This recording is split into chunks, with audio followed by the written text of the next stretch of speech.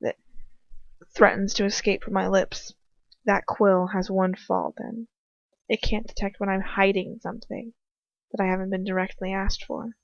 Thank God for that. But I've given Harry away again. It might be alright. He won't go to Godric's Hollow now. And he certainly won't be going back to the burrow, will he? It's okay. It's alright, you're okay. Okay. Antonin, get hold of him again, Lucius says as he moves his wand to Ron's other arm. What are you doing? I asked desperately. I've told you where Harry's going. What are you doing? He turns to me, smiling slightly. What does it look like I'm doing? I've given you what you want. Yes, I know. It's purely a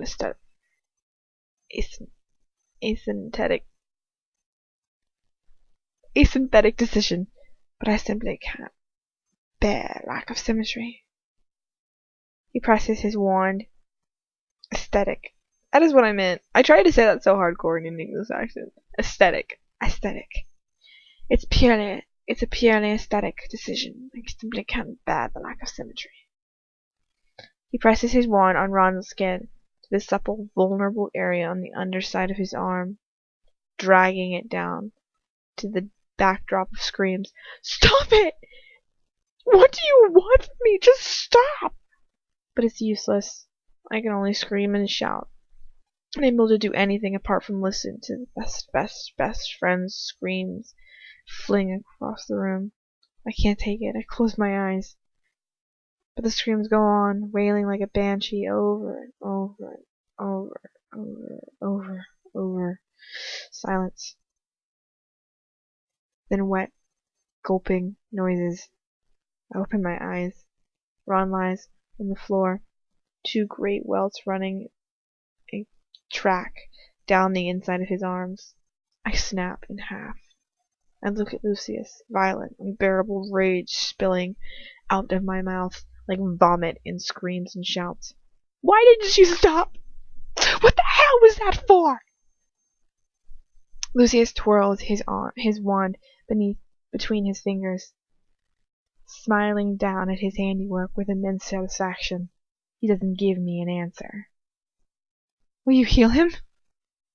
I don't know why I'm asking. I don't know why I'm expecting kindness from him, of all things. You healed me the other day. Belcher looks at him incredulously. What on earth would you heal her for? We're only going to dispose of her anyway. Lucius raises his hand and shuts her mouth like a trap, contenting herself with throwing a glance at me through narrowed eyes. Lucius frowns at her before he replies to me. No, I don't think I will. I'm not sure whether I'd be able to forgive myself were I to show compassion to a Weasley. You bastard! Tears rip up from my gut, and I burst hot out of my eyes and course down my cheeks. You're nothing but a sick, disgusting coward! How can you do that to a 7-year-old boy just because you hate his father, you sick, sick fuck! And a huge invisible fist punches me in the face. My head reels sideways with the blow. But it wasn't Lucius that time. Bellatrix moves over me, her face white and furious. You impudent little bitch! She spits at me. It lands in a warm, wet blob on my cheek. How dare you talk to your betters like that? A jet of orange light shoots out of her wand and hits me in the stomach, and waves of nausea wash over me again and again like rippling tides. I buck and writhe against the bonds that hold me to the wall, and my blood heaves and heaves. It's coming up from my gut, up my chest, through my throat. Oh, not again. Vomit comes up into my mouth over and over again and spills out of my lips and streams out of my nose. I try to breathe through it. The acid falls back into my throat, choking me. But then my airways clear and my stomach stops heaving as the curse leaves me, and Ron's got his arms around Bellatrix's neck, pulling her backwards and away from me. Did you fucking hurt her, you bitch? It's a losing battle from the outset, though. Dolohov waves his wand at Ron, who flies backwards and slams into a wall. You stupid little bastard! Dolohov roars. How dare you raise your voice! Raise your hand to her! You'll not shit on her shoe! Do you hear me, Crucio? Ron screams and yells, falling to the floor again. Oh God, how long can it go on for? No, I scream. Please stop it, please. That's enough of them. Dolohov looks for a moment, as if he might refuse Lucius' curt command. But he raises his wand, and Ron stops screaming and lies curled up on the floor, twitching and shriveling. And I start to sob then. Huge, aching sobs rack my entire being. A peal of laughter rings out from the other side of the room. Do you really think that you have any control of the situation you're in?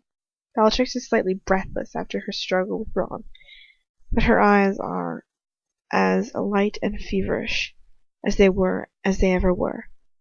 Do you think to overpower us? Do you think to escape us? She lets out a shout of laughter again. You really must abandon such foolish notions. We will always get what we want, no matter how long it takes. You cannot escape that. You may as well accept it. From now on, you obey us. You will obey us until we are finished with you, and then we shall dispose of you. I want to cry, to scream, to bleed, anything rather than face up to the truth of her words. True words, Bella. Lucius turns to me. You would be wise to take heed of them. I close my eyes, wanting to block everything out, but they're not finished with us yet. Will you tell us about the order, Miss Granger? Lucius's voice snaps my eyes open. How can I give them what they want again without leading good, innocent people into their deaths? How can I hold out against them without causing Ron any more pain? I just keep silent as I try to decide what to do. I feel it all crashing down around me, becoming too much to bear. Are you going to answer us, my blood? Lucius asks, watching me intently. I look at Ron, who shakes slightly on the floor, tears squeezing out from under his eyelids. I look at Lucius, to Bellatrix, to Dolohov, and then back to Lucius again. How do you people sleep at night? Lucius smiles with a patronizing smile. Quite easily. I think you'll find. I open and close my mouth several times, like a dumb goldfish, until Lucius eventually loses his patience with me. I'm sorry to do this to you, my blood, he says with no remorse in his voice whatsoever, but I'm afraid that you leave me no choice. I simply don't have time for hesitation. He raises his hand, but not at Ron. Imperio. Thought gone. Feeling gone. Oh, it's wonderful, wonderful here. Light and warm, free of the fall. Oh, it's so lovely of you. You'd think anything of me for me. You'd do anything for me, wouldn't you? And you must return the favor, isn't that right? Smile, nod, anything for you. Then take this knife. The knife, light in my hand, not heavy at all. Just keep me like this forever, and I'll do anything and everything you please to please you. Oh, I promise I will.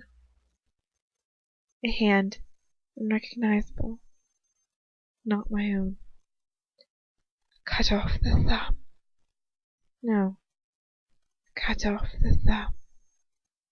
A thumb. Whose thumb? So warm, so comfortable. Hermione, please. Hermione, try to fight it, please. Warm hand wipes the intruding voice away. Cut off the thumb. Yes, oh yes. Blade and flesh sinks in, meets resistance, pushes further.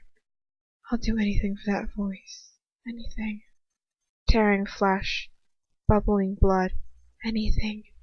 The warmth sweeps away from me, filtering with screams and pain and blood.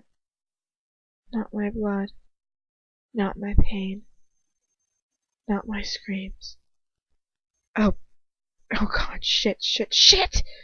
Ron is screaming and cradling his hand, his bloody hand. I look at myself. Blood everywhere, sick and dark on my hands and on the floor. Oh my God. A